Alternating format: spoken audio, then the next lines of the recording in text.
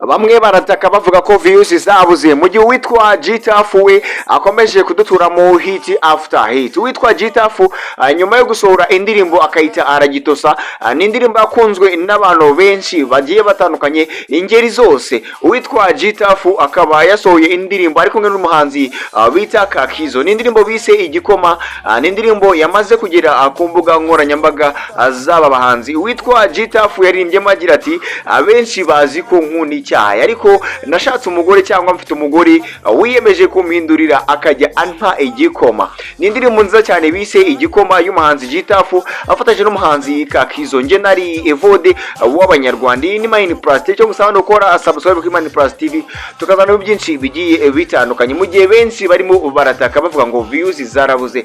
Nyamara witwa Gitaf hari ibanga yabonye da. Ese mumbwira indirimbo murayiha amanota anga yitwa igikoma?